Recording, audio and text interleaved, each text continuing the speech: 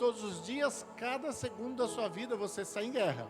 Você não estava em guerra quando você pertencia ao mundo e estava sob o domínio do inimigo, sobre o príncipe desse mundo, conforme o próprio Jesus mesmo disse, como aquele que domina o sistema desse mundo. Você não estava em guerra com ele, mas agora que você mudou de lado, que você saiu das garras deles, você foi liberto pela palavra, pela graça do nosso Senhor Jesus Cristo, você foi liberto das garras dele, você está livre, então você virou o inimigo mortal de Satanás. Cadê os inimigos mortais de Satanás aqui? Amém. Não precisa ter medo, queridos. Não precisa ter medo, você está em Cristo. E ele não pode nada contra a sua vida. Então você virou inimigo dele. Como inimigo dele, ele vai querer te atacar, vai querer guerrear contra você de todas as formas e maneiras. Eu acho que você já percebeu isso. E se nós não orarmos, conforme diz um pastor, nós estamos em guerra. Pastor John Piper, se não me falha a memória, ele diz, se você não orar, você já perdeu a guerra. Porque na verdade, a oração é tão importante nessa guerra, que o outro pastor, Luciano Subirá, ele define a oração como a guerra. A guerra é a oração.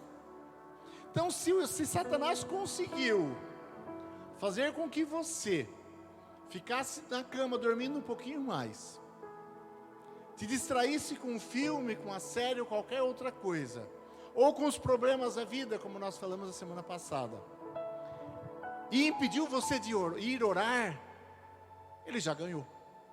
Aquele dia ele já ganhou a batalha.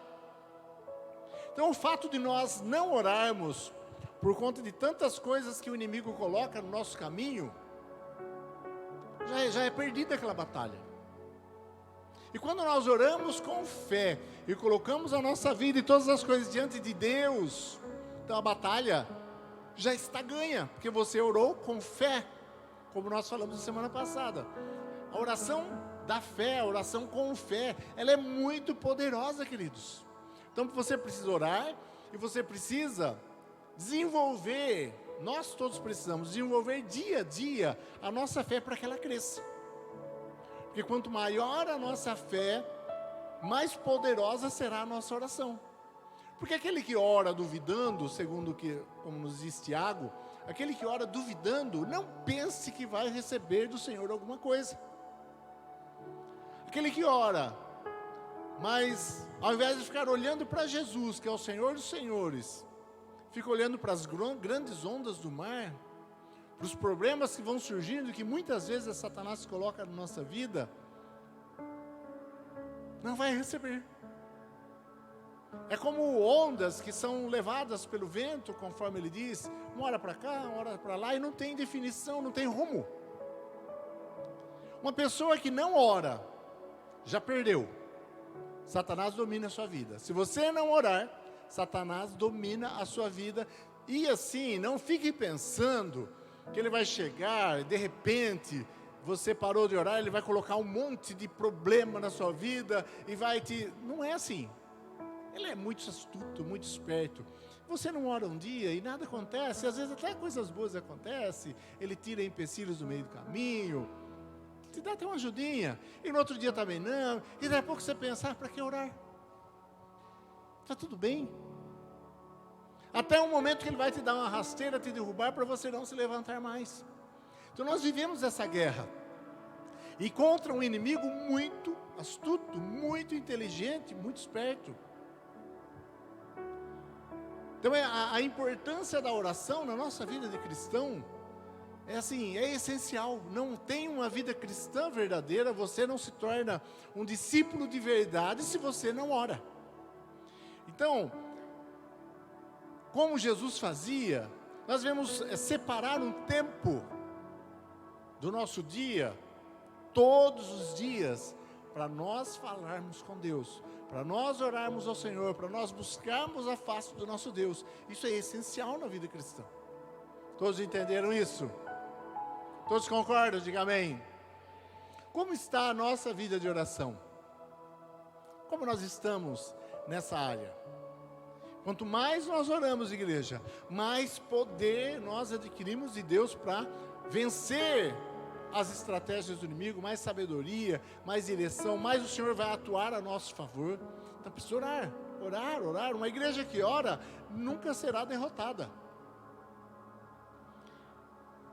E como aprender a orar? Eu vou falar de uma forma bastante simples, um pouquinho sobre a oração que nós chamamos oração do Pai Nosso, que muitas vezes nós lemos, e tanta gente repete isso aqui como uma reza, sem nenhum sentido, sem nenhum valor, na verdade.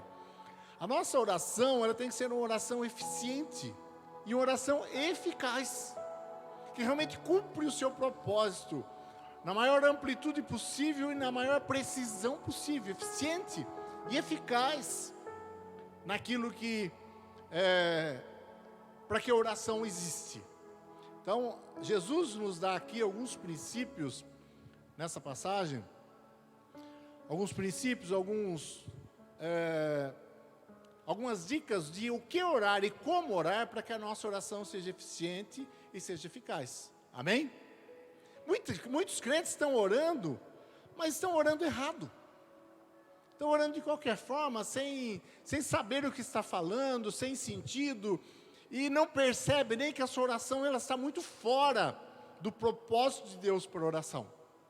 Também é necessário que haja entendimento da nossa parte quando nós estamos orando, é orar com entendimento. Amém? Aí você faz uma autoavaliação. Gostaria que você saísse daqui, meditasse nisso durante a semana, conforme se você for orar, fizesse uma autoavaliação da sua oração, se ela está sendo uma oração realmente eficiente, eficaz, e buscasse esse hábito de orar dessa forma. Porque Jesus não ensinou essa oração aos discípulos. Estão pedindo para eu ensinar, porque eles pediram, eles viram Jesus orar, eles já oravam. Os discípulos já oravam, eram judeus, já oravam. Mas eles viram Jesus orar e viram que era diferente. Então eles falaram para Jesus, ensina-nos a orar. Como João ensinou seus discípulos, então ele ensinou seus discípulos a orar. E aí, lá em Mateus 6, 19 ao 13, abre comigo, por favor. Anote, eu não coloquei muitas observações aqui, só alguns pontos, alguns itens, então anote, por favor. Mateus 6, 9 ao 13, estou lendo na NVT. Portanto, orem da seguinte forma: Pai nosso que estás no céu, santificado seja o teu nome. Venha o teu reino, seja feita a tua vontade, assim na terra como no céu. Dá-nos hoje o pão para esse dia. E perdoa as nossas dívidas, assim como perdoamos os nossos devedores. E não nos deixe cair em tentação, mas livra-nos do mal, pois teu é o reino, o poder e a glória para sempre. Amém. Quem sabe o decor dessa oração? Todos sabem o decor, né? Quantas milhares de vezes você já orou essa oração? Na igreja católica, na igreja evangélica, nós oramos muitas vezes essa oração. Mas, com certeza, a maioria das vezes sem nem saber o que estava falando. Mas nós precisamos, como eu disse, orar com entendimento. E Jesus não está dando aqui uma oração para você recitar, para você rezar. Ele só está dando aqui um modelo de como nós devemos orar, com as suas palavras, mas esses princípios, eles precisam estar presentes na nossa oração. E nós precisamos entender por que eles precisam estar presentes. Você pode orar muito mais coisas do que está aqui, mas esses princípios precisam estar presentes. Então vamos lá. Ele começa dizendo: Pai nosso que estás no céu. Aqui já começa a complicar muito a oração de muitos crentes.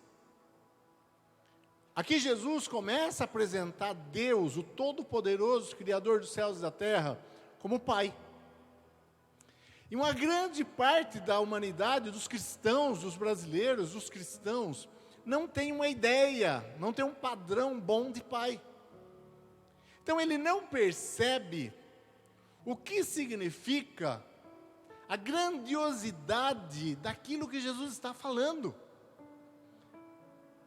Se tornou uma oração comum, banal, e se tornou chamado de Deus e Pai também comum, banal, e ele não percebe o que Jesus está querendo dizer. Olha, a partir de agora, Deus não é simplesmente mais o Senhor, o Todo-Poderoso.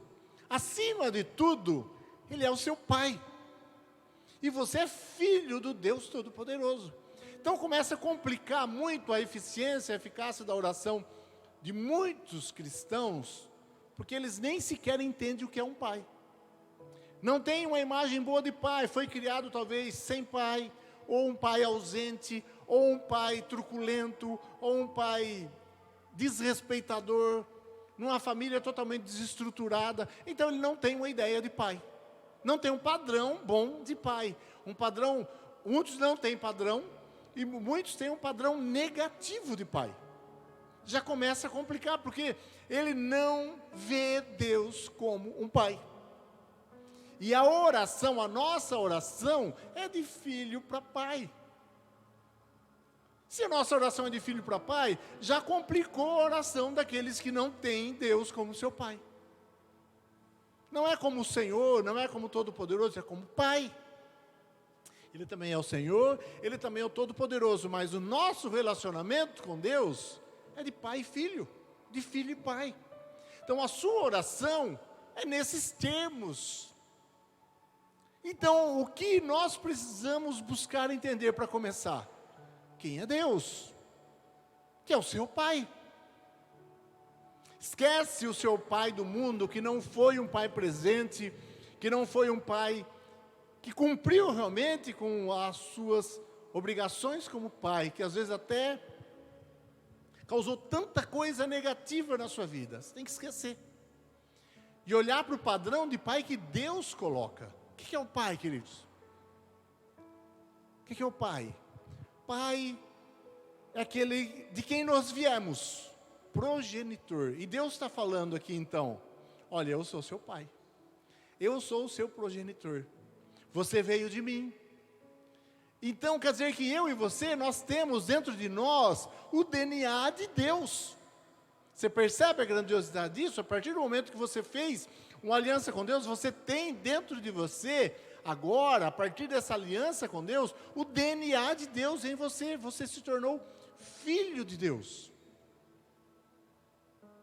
E o pai é aquele que supre todas as coisas para o filho. É o supridor. É o provedor. Então Deus é o nosso pai, é o nosso progenitor, aquele que nos deu vida, vida espiritual, não só nos fez nascer, mas nos fez nascer de novo, e aquele que vai prover todas as coisas do qual nós precisamos, como filhos. De forma alguma, eu deixaria os meus filhos passar necessidade. Eu passaria, mas eu não deixaria eles passarem necessidades. Não é assim, pai? Não é assim? Você prefere você ficar doente do que o seu filho ficar doente? Então nós que somos maus sabemos querer boas coisas para os nossos filhos, quanto mais Deus. Então Ele é o provedor, Ele vai suprir, vai prover tudo aquilo que você precisa. É um Deus amoroso que vai suprir a sua necessidade de amor, de carinho, de atenção. Vai te suprir as coisas que você precisa no dia a dia, vai suprir o seu emocional, a sua carência de amor, tudo. Ele supre. Tem tanta gente carente de amor buscando num namorado, numa namorada, num casamento, suprir aquela necessidade que ele está de amor, mas na verdade homem nenhum, ser humano nenhum pode suprir isso, porque é uma carência do amor de Deus, porque não entendeu ainda Deus como pai. Deus é o seu pai, ponto final. Aceita isso e busca entender isso em profundidade. Amém? Primeiro ponto, se não entendeu Deus como pai, a sua oração já caiu muito em eficiência. Você está falando com um Deus que não é bem aquele Deus que ele diz que é. Você não entendeu Deus. A sua fé vai diminuir. Como? Estou falando com alguém que não é pessoal. Mas quando eu oro, eu falo com alguém que é pessoal. Eu só não estou conseguindo enxergá-lo com os meus olhos físicos. Mas estou conseguindo enxergá-lo pela minha fé. Eu sei que ele está ali. E eu tenho certeza absoluta que ele está me ouvindo. Mesmo que eu esteja falando besteira, ele está me ouvindo. Porque ele é meu pai. Um pai presente. Um pai que me ama. Quantos entenderam isso? Diga amém. Tem muitos princípios aqui que um não tem nada a ver com o outro, queridos. Mas então, eu quero falar tudo e eu quero que você entenda, anote, porque tem muita informação aqui e assim, que às vezes não tem uma coisa a ver com a outra. E quando ele fala, Pai Nosso, em algum momento que ele disse, Pai meu, ou ele disse, perdoa as minhas dívidas, me dá o pão de cada dia, ele falou algum momento assim? Ele está sempre usando a primeira pessoa no plural e não no singular, no eu. Ele está sempre falando nós. Isso será que é por acaso? Nada é por acaso dentro da palavra de Deus, principalmente no momento que Jesus está orando, ensinando algo tão importante para os seus discípulos. O Pai é nosso, queridos, e Deus vê, Deus olha para nós de forma individual. Cada um de nós temos a nossa individualidade, somos aquela pedra única, como eu já falei aqui, única, não tem nenhuma igual em todo o universo. Você é a pedra única que forma as paredes desse grande templo de Deus, onde Deus faz morada. Não tem ninguém semelhante a você. Você é aquela pedra única. Então você tem sua individualidade, mas essa individualidade, todas essas individualidades tão diferentes se juntam para se tornar uma coisa só, a morada de Deus, a igreja de Cristo, o templo do Senhor. Então Deus, Ele vai agir de forma poderosa no nós, e não no eu. Então nós somos nós, e não eu. A igreja é nós. Então Jesus está deixando bem claro, pessoal, olha, Deus é nós, Pai, Filho e Espírito Santo, é nós, Ele não é eu. No mesmo padrão, Ele cria o ser humano. Por que o ser humano hoje está vivendo de forma tão complexa, tão bagunçada, tão desordenada, um caos? A vida de todo mundo interior é um caos, que é só acertada quando ele entende quem é Deus. As coisas vão se colocando no seu lugar e o nosso interior se torna mais pacífico, mais calmo. Porque um dia Adão fez exatamente o oposto do que Deus é e do que Deus queria para o homem. Deus é nós. E o homem um dia decidiu ser eu. Ele disse, Satanás, através da serpente, convenceu ele. E ele decidiu ali, ele e Eva, a declarar independência de Deus. E quando o homem declarou independência de Deus, cortou aquela conexão que ele tinha com Deus e virou um caos. E ele passou a sentir necessidades grandes e extremas, e carinho, de amor, de atenção. É isso que o mundo vive, é isso que nós também. Se não tivermos Jesus, nós vivemos, se não tivermos uma conexão com Ele. Uma bagunça dentro de nós, sempre desejando ser feliz, buscando prazer, buscando alegria. E esse prazer nunca é totalmente satisfeito, porque esse prazer só vai ser satisfeito quando nós estivermos em Cristo, conectados com o Pai. Em Salmos, eu não lembro qual salmo diz assim, na sua direita alegria e delícias perpetuamente. Nós fomos feitos para viver isso. Mas o homem declarou independência e se desconectou. Então ele passou do que ele era com Deus, nós, um conjunto totalmente ligado a Deus, para alguém individual. Então o individualismo no meio da igreja, na nossa vida, queridos, só vai trazer grandes problemas. Não dá para ser cristão de forma individual. Ou nós somos cristãos no meio da igreja, em conexão com a igreja, com outras pessoas, ou não somos igreja. Como estão entendendo? Diga amém. Está entendendo? Então há uma necessidade sim de nós entendermos. Se nós não entendermos isso, a nossa oração também não terá grande efeito. Quanto mais profundamente nós entendemos isso, mais a nossa oração tem sentido para Deus. Então o seu individualismo você esquece. Não sei se alguém falou, mas nós aqui sempre falamos. E procuramos ensinar isso. A partir do momento que você se entregou ao Senhor Jesus e fez uma aliança com Ele, você não é mais dono de si mesmo. Deus é seu dono. E você não é mais, vai fazer o que você quer, o que você bem entende. Você vai fazer aquilo que agrada o coração de Deus e que abençoa as outras pessoas, sempre. Você não é mais, você faz parte de um corpo agora. Você não era do corpo, mas agora faz parte do corpo. Então você é nós. O Douglas Gonçalves, ele escreveu um livro muito bom, eu recomendo você ler, que é Sou Nós. Fala muito sobre isso, seria muito importante que você lesse.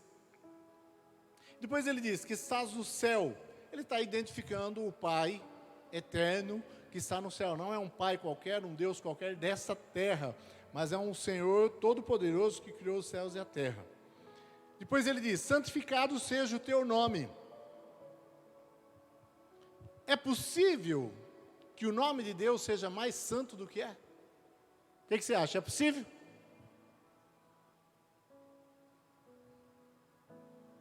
É possível que o nome do Senhor seja mais santificado do que Ele é, através de nós? Não. O nome de Deus é santo e ponto final, e não tem nada mais santo do que o Senhor, do que o nome de Deus, do que Ele. Mas Ele está dizendo que nesta terra, então, através de mim, o seu nome seja reconhecido como santo, seu nome seja glorificado, seu nome seja engrandecido como santo, seja revelado para o mundo que o seu nome é santo, e todas as pessoas reconheçam que o teu nome é santo,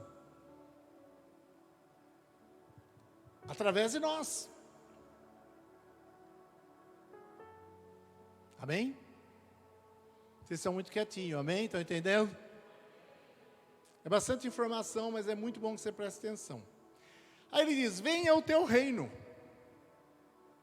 Aqui nós vemos um pedido. Ele fala assim, olha, você deve pedir a Deus para que o reino dele venha. Olha que responsabilidade. Que nós, como seres humanos, que responsabilidade que Ele deu para mim e para você. Que o seu reino venha para nós orarmos, porque através da nossa oração, o reino virá. Jesus veio e inaugurou esse reino aqui na terra, e Ele diz, agora é responsabilidade sua, trazer esse reino efetivamente para a terra. O que é um reino? O reino é um local, né, vamos dizer geograficamente, onde há um rei, onde existem leis, uma constituição, cultura daquele reino, pessoas que vivem naquele reino, cidadãos do reino, que cumprem as suas obrigações com o reino e vivem uma cultura. E é exatamente isso que Jesus está falando. Esse reino, em dois aspectos, ele tem que ser implantado. Aqui, hoje, cada um de nós somos responsáveis por trazer esse reino na terra, orar para que esse reino venha,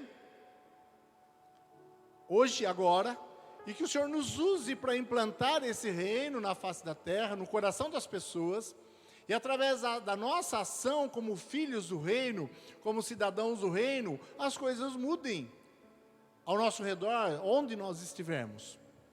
Então, na cidade onde nós estivermos, na escola onde nós estamos, as coisas do reino, a cultura do reino, ela tem que ser indo propagada através de nós. E levar mais pessoas a conhecer esse reino. Então, implantar esse reino no coração das pessoas, para que elas também vivam isso e transformem mais um pouquinho esse lugar onde nós estamos. E esse lugar se torne mais parecido com o reino de Deus, em sua cultura, em seu governo e em tudo que há no reino de Deus.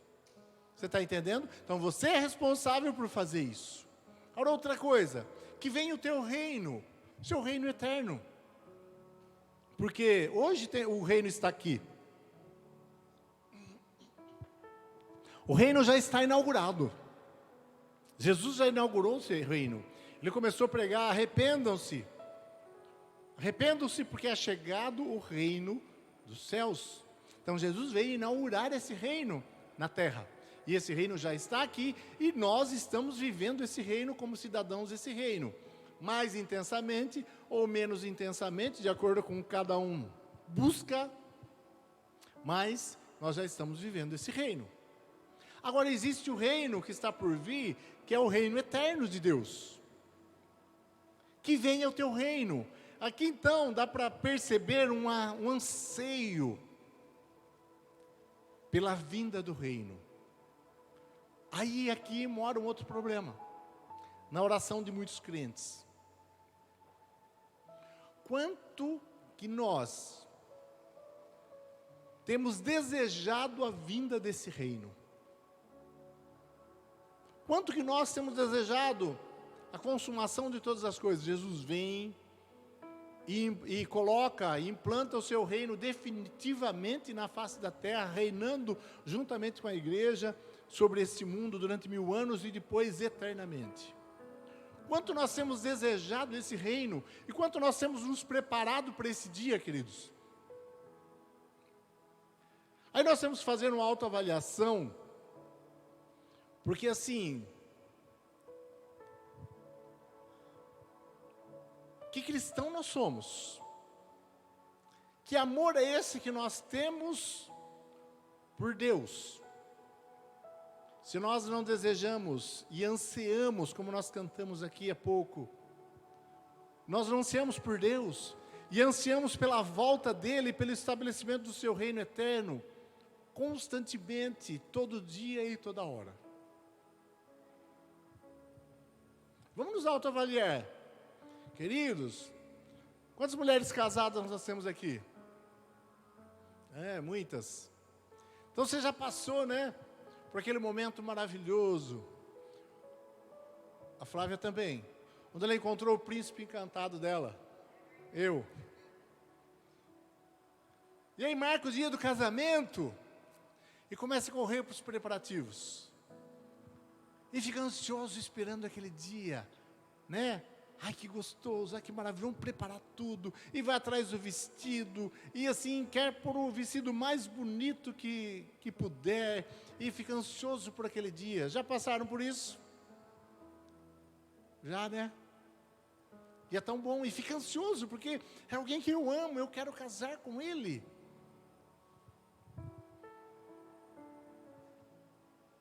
E o nosso casamento com Cristo? Como está essa ansiedade do nosso casamento com Cristo? Nós estamos aguardando ansiosos todos os dias. Ai, que bom, meu Senhor, se o Senhor voltasse hoje, agora, que maravilhoso seria, e eu viveria eternamente com Cristo. Que coisa gostosa, que prazer. Uma igreja, cristãos que não estão vivendo isso todos os dias, esse anseio, esse desejo, não entenderam duas coisas, e que nós precisamos entender, buscar entender de uma forma profunda, principalmente o quanto nós somos miseráveis e não merecemos isso. Não merecemos, nós merecíamos o inferno, mas Deus é gracioso demais. Nós somos aquela prostituta lá de Oséias. Já leram o profeta Oséias? O profeta Oséias, um homem de Deus, Deus manda ele lá, no meio das prostitutas, mulheres da vida, mulheres as mais perversas que existiam da época, falou: pega uma de lá e você vai se casar com ela. E ele vai lá e ele ama uma daquelas mulheres, se casa com ela, ama profundamente aquela mulher, e dá para ela uma vida maravilhosa, mas ela decide voltar novamente para a prostituição e o abandona. Mas Deus quer que ele vá lá, ele pega essa prostituta e traga para ele de volta. E ele diz assim: essa é a casa de Israel.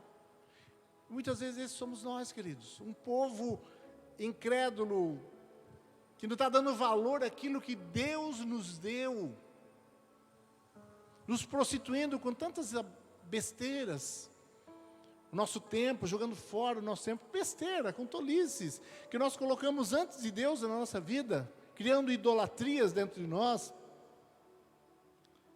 Mas Deus mesmo assim nos resgata e fala, vem cá, eu quero você, eu amo você, você é infiel, mas eu amo você, eu quero você e vou fazer de você alguém fiel. E vou fazer com que você reine eternamente comigo. Aí outra coisa que muitos cristãos que não desejam ardentemente a vinda de Cristo e não o ama com esse anseio, não entendeu. A glória eterna.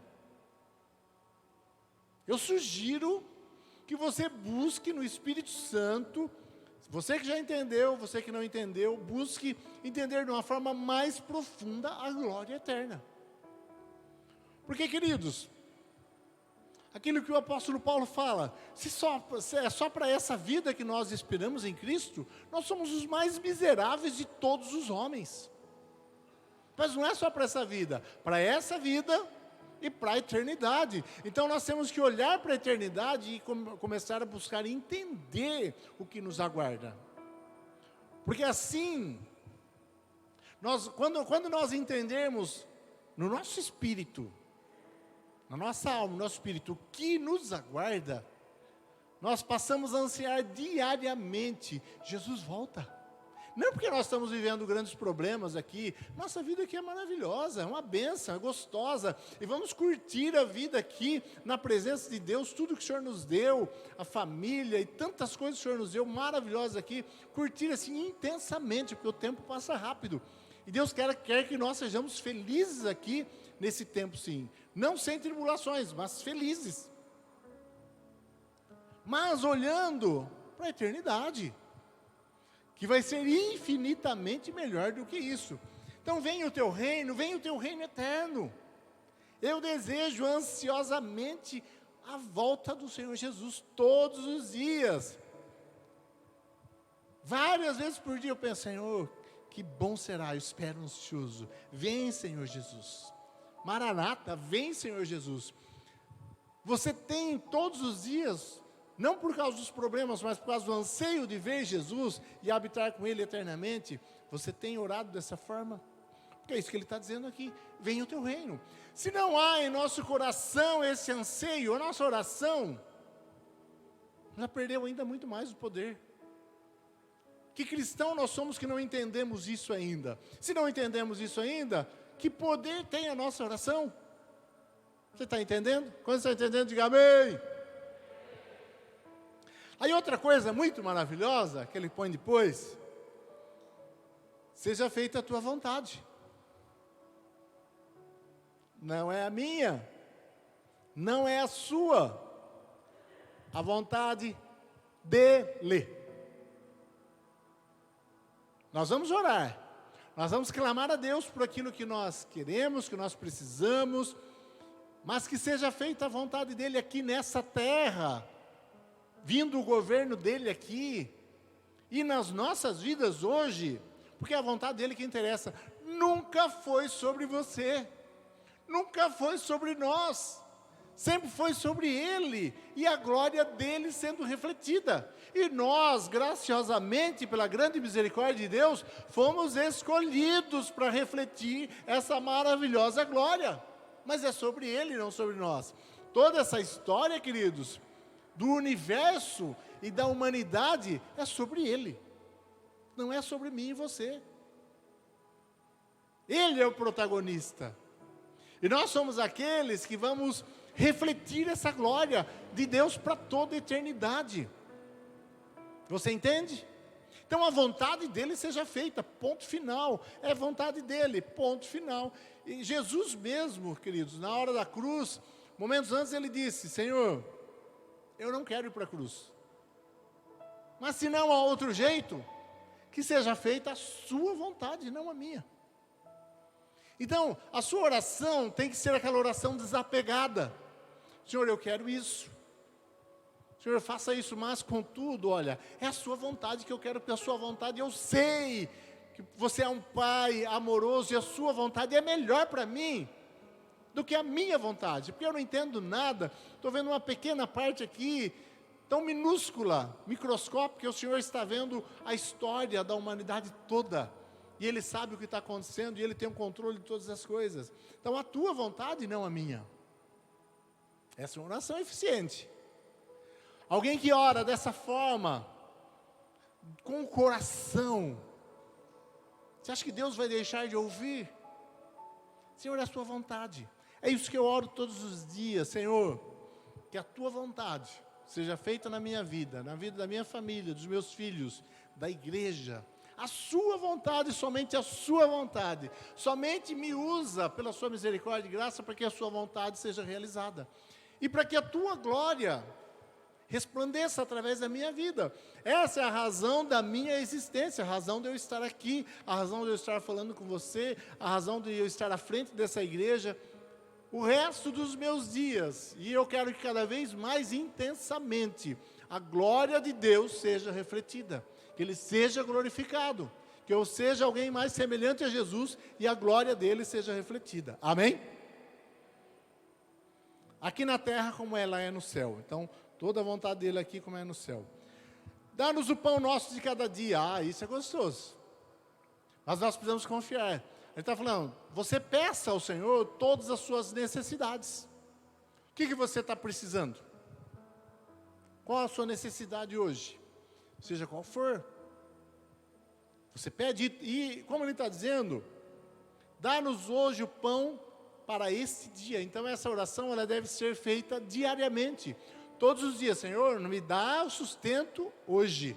Amanhã você ora de novo, Senhor, me dá o sustento hoje. Depois de amanhã, me dá o sustento hoje. Ele não está falando para nós acumularmos tesouros aqui nessa terra.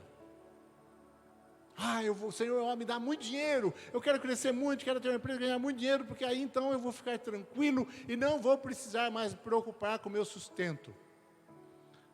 É nessa nossa dependência de Deus. Ele supre as nossas necessidades dia a dia. Então essa oração nos leva a uma dependência do Senhor. Eu dependo de Deus, dobro meus joelhos e dependo dEle. Por mais dinheiro que eu tiver no mundo, não vão conseguir suprir as minhas necessidades se o Senhor não estiver suprindo essas necessidades. Amém? Amém? Muita informação, né? Tudo, mas grava aí, depois você vai meditar na sua casa. É porque nós lemos tão corrido isso e nós não entendemos. Você precisa entender para ter uma oração eficiente. Então, todos os dias você pede, qual a sua necessidade? É uma casa? É um carro melhor? Pode pedir.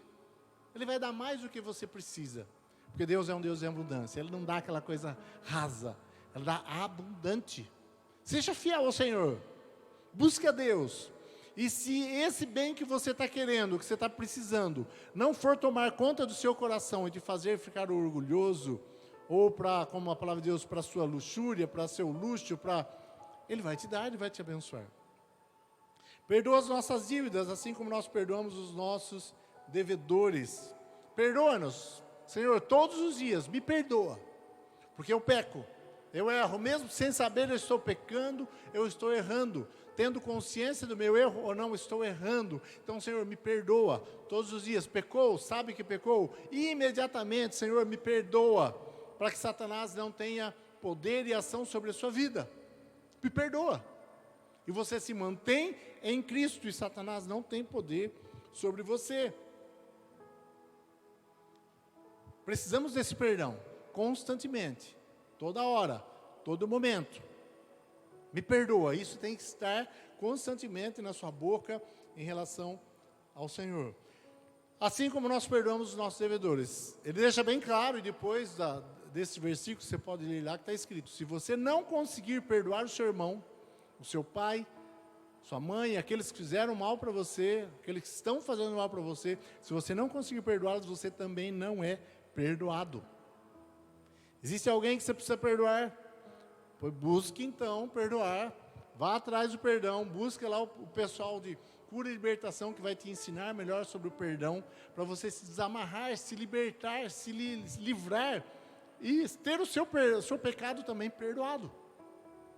Amém? Então, o perdão dos nossos pecados é condicional. E não nos deixe cair em tentação. Ele não está falando assim, não deixe que a tentação venha, que a tentação virá, mas nunca além das nossas forças para resistir à tentação. Nós pecamos porque nós queremos pecar. Porque a tentação, ela não vem acima das nossas forças para resistir. Se Jesus resistiu, nós também podemos resistir. Mas livra-nos do mal. A tentação vem, e dele não vai impedir que ela venha, mas ele vai te livrar de você cair nessa tentação, se você quiser. Então essa deve ser a sua oração diária. Mas livra-nos do mal, do maligno, da ação do maligno em nossas vidas. E termina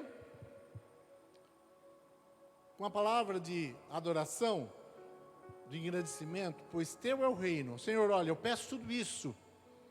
Eu peço tudo isso porque eu confio em você e eu sei que o Senhor é o Todo-Poderoso, que tem o reino, tem todo o poder, toda a glória, eternamente. É para esse Deus que eu estou orando, não é para um Deus qualquer, mas é para um Deus Todo-Poderoso. Pois teu é o reino, teu é o poder, tu é a glória, eternamente, amém, ponto final. Está entendendo? Quantos entenderam, diga amém. Esses princípios, queridos, se você começar a prestar atenção e orar isso, não precisa repetir essas palavras, mas colocar esses princípios dessa oração na sua oração, a sua oração será eficiente, sua oração alcançará o resultado para o qual ela existe. Por isso que muitos crentes oram, e não veem a solução de Deus, não veem Deus responder, porque estão orando errado. Estão orando errado, estão orando, como o Tiago diz, para os seus próprios deleites, para os seus próprios prazeres egoístas e tantas coisas. E aqui nós vemos que a oração não é isso. Você pode receber inúmeras bênçãos de Deus, que às vezes você nem sabe, e às vezes você pediu a Deus, e você nem esperava aquilo, Deus deu muito mais para você. Ele quer nos abençoar nesse tempo. Mas precisa, queridos, que nós vivamos esses princípios. Você entendeu? Então eu quero que você pegue esses versículos que talvez você leu tão rapidamente, tantas vezes, e comece a meditar nisso que nós falamos. E comece a colocar esses elementos dessa oração na sua oração diária e constante. Precisa entender, então, muitas coisas aqui. Ele é seu pai. Ele é pai, começa por aí, ele é pai, precisa entender que o nome dele tem que ser glorificado e você santificado, e você precisa desejar e se propor a viver isso. Você precisa querer o reino dele e ansiar. Se você não está ansiando, desejando todo momento nessa alegria, venha Jesus, tem alguma coisa errada com o seu relacionamento com ele, com o seu cristianismo. Você precisa chegar no mínimo nesse nível de desejar Cristo e o seu reino eterno. A vontade dele, não a sua. Você vai orar, mas a vontade dele é que será feita, que é muito melhor do que a sua, muito maior, mais alta. Clamar a Deus pelo seu sustento, tudo aquilo que você precisa. Clamar a Ele por perdão e estar disposto a perdoar as pessoas. Pedir para Ele que você não caia em tentação naquele dia, no outro dia pede de novo, e pede de novo, e pede de novo. E reconhecer Ele como Deus Todo-Poderoso, grande em glória. Amém? Nós queremos aqui, queridos, uma igreja poderosa em oração. Amém? Porque uma igreja que não ora não vence. Uma igreja que não ora, ela é fantoche na mão do inimigo. Um cristão que não ora, ele é fantoche na mão do inimigo. O inimigo faz ele o que quer e derruba ele e pisa em cima dele. Então nós queremos que você entenda sobre oração, ore todos os dias constantemente, e nós como igreja oremos para que nós possamos mudar as coisas nessa cidade, no nosso meio, onde nós estivermos. E você é esse convocado. Então eu sugiro que você comece a prestar mais atenção nisso, Guarde lá um tempinho específico para você entrar no seu quarto. Você vê um pouquinho antes desses versículos que Jesus ensinando. Entra no seu quarto, é entre você e Deus. É um relacionamento, uma conversa entre você e Deus. Entra no seu quarto, fecha a porta. Põe uma plaquinha lá, não incomode, estou orando. E busque a Deus, fale com Deus ali. E confesse, tendo certeza absoluta que no secreto Ele está ouvindo você e Ele vai agir naquela situação. Amém? E aí então nós teremos uma igreja poderosa, porque é uma igreja que ora. Você será uma pessoa poderosa em Cristo, porque você ora. Você vai mudar as situações ao seu redor, na vida das pessoas que te procuram, porque você ora, e mais pessoas ainda vão procurar você, porque elas viram que a sua oração tem poder, e vão procurar Jesus. Que Deus é esse que ele ora? Você entende? E nós seremos uma igreja poderosa em oração. Coloque-se em pé, por favor.